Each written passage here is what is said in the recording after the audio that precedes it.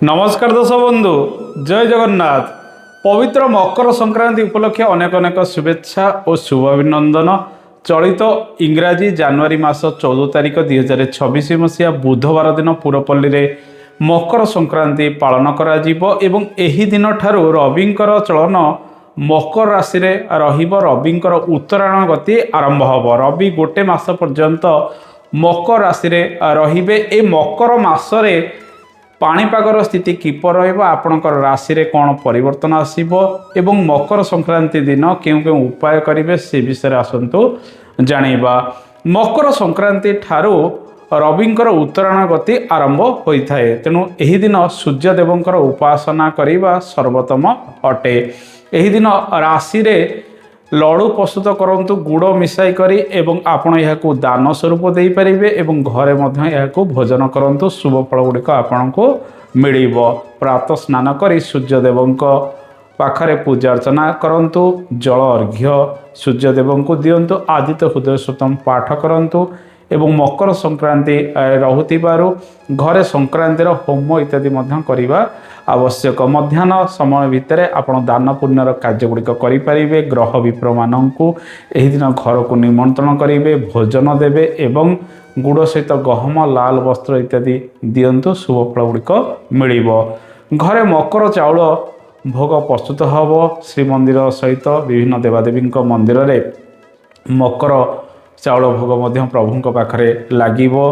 पुरपल्ली सहित विभिन्न अंचल में मकर महोत्सव मध्य एही दिन ठारू आरंभ होइजिबो। एही दिन रविंकर चलन जेहेतु मकर राशि रे रहिबो, किछि किछि राशि रे सर्वाधिक शुभ फल मिलिबाकू जाउची। से राशि गुड़िक जदि आमे देखिबा, मेष राशि, वृष राशि, सिंह राशि, कन्या राशि, बिच्छा राशि, धनु राशि और मीन राशि, ए राशि रे रविंकर शुभ फल वृद्धि पाइब। दर्शक बंधु, मकर संक्रांति रहुतिबारु आपण ए सब उपाय करंतु एवं मकर संक्रांति दिन ठारू जेहेतु रविंकर उत्तरायण गति आरंभ होउची एवं ए वर्ष जेहेतु शुक्र एही समय अस्त हो जाउचंती, रविंक सहित शुक्रंकर जोग संबंध रहुची। काल सुधी प्रायतः रहुनै। पंजिकार अनेक उल्लेख रही शुभ मांगलिक कार्य गुड़िक न करिबा पाई। आसंतु जानिबा पाणीपागर स्थिति किपर रहिबो एवं एही समय दरदाम स्थिति कौन रही, पंजिकार कौन उल्लेख रही, पंजिका फल जानिबा। दर्शक बंधु, उत्तरायण मकर संक्रांति अभिजित मंडल रे अवस्थित रहिबो। ए मासरे स्वल्प वृष्टि सामान्यतम काँ भाँ जगार होई पारे, नचेत आकाश संपूर्ण मेघमुक्त रही पारे। ए मासरे घन कुहुड़ी अधिक रहिबो।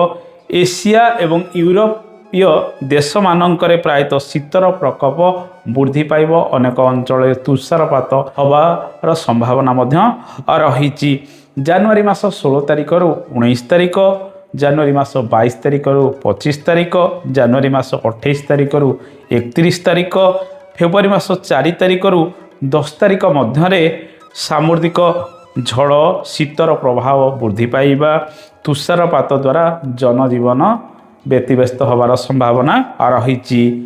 यही समय प्रायतः देश देश मध्य अनेक तिक्तता वृद्धि पाइबार संभावना रही। अमेरिका सहित बहुत राष्ट्र तिक्तता वृद्धि पाइब। दैनंदिन सामग्रीर दर वृद्धि अनेक बढ़िबार संभावना रही, जहा फल जन असंतोष अनेक क्षेत्र में वृद्धि पाइब। ओडिशा कृषि क्षेत्र में आत्मनिर्भरशील रहिबो। प्रजुक्ति विद्या अनेक उन्नति आसिबार संभावना रही। दर्शक बंधु, ए तो थिला पाणीपागर स्थिति। आसंतु जानिबा पंचांगर फल कौन रहिबो। एही दिन चंद्रदेवंकर स्थिति बिच्छा राशि रे रहिबो अहोरात्र। एही दिन बुधवार रहुतिबार कर्कट राशि घातवार रहिबो। एही दिन घात चंद्र नास्ति रहिबो। राहु काल दिवा 11:58 ठारू दिन 1:21 पर्यंत रहिबो। यह एक अशुभ समय अटे। अमृत बेला जो देखिबा, दिवा 7:54 ठारू 9:23 पर्यंत एक अमृत बेला रहिबो। तत्परे दिवा 11:36 ठारू दिवा 1:05 पर्यंत आउ एक अमृत बेला ରହିବ। ପୁନଶ୍ଚ ଦିବା 4ଟା ବାଜି 2 ମିନିଟ୍ ଠାରୁ ସନ୍ଧ୍ୟା 5ଟା ବାଜି 31 ମିନିଟ୍ ପର୍ଯ୍ୟନ୍ତ ଅମୃତ ବେଳା ରହିବ। ଏହି ଦିନ ଚନ୍ଦ୍ରଙ୍କର ସ୍ଥିତି ବିଛା ରାଶିରେ ରହୁଥିବାରୁ ଅନେକ ରାଶିରେ ଶୁଭଫଳ ବୃଦ୍ଧି ପାଇବ। ସେ ରାଶି ଗୁଡ଼ିକ ଯଦି ଦେଖିବା, ବୃଷ ରାଶି, ମିଥୁନ ରାଶି, ସିଂହ ରାଶି, କନ୍ୟା ରାଶି, ବିଛା ରାଶି, ଧନୁ ରାଶି, ମକର ରାଶି ଓ କୁମ୍ଭ ରାଶିରେ ସର୍ବାଧିକ ଶୁଭଫଳ ବୃଦ୍ଧି ପାଇବ। ଅନ୍ୟାନ୍ୟ ଯେଉଁ ରାଶି ଗୁଡ଼ିକ ରହିଲା ଯଥା ମେଷ, କର୍କଟ, ତୁଳା ଏବଂ ମୀନ ଏ ରାଶିରେ ଅଶୁଭ ଫଳ ବୃଦ୍ଧି ପାଇବ। ତେଣୁ ଏ ରାଶିର ବ୍ୟକ୍ତିମାନେ ଉପରୋକ୍ତ ଉପାୟ ଗୁଡ଼ିକ କରିବେ। ଏହା ସହିତ ବୁଧବାର ରହୁଥିବାରୁ ଶ୍ରୀ ଗଣେଶଙ୍କର ଉପାସନା କରନ୍ତୁ, ଶ୍ରୀ ହରି ବିଷ୍ଣୁଙ୍କର ଉପାସନା କରନ୍ତୁ। ଓମ୍ ଗଂ ଗଣପତାୟ ନମ ଏ ମନ୍ତ୍ରକୁ ପ୍ରତ୍ୟେକ ଦିନ ଜପ କରନ୍ତୁ। ଦର୍ଶକ ବନ୍ଧୁ, ଏ ତ ଥିଲା ରାଶିଫଳର ସ୍ଥିତି। ଆଶା କରେ କାର୍ଯ୍ୟକ୍ରମଟି ଆପଣଙ୍କୁ ଭଲ ଲାଗିଥିବ। କାର୍ଯ୍ୟକ୍ରମ ସମ୍ପର୍କରେ ମତାମତ ଦେବେ। ଆଜି ତ ସମୟ ହୋଇଯାଇଛି, ଆଜି ପାଇଁ ଏତିକି। ନମସ୍କାର, ଜୟ ଜଗନ୍ନାଥ, ଧନ୍ୟବାଦ।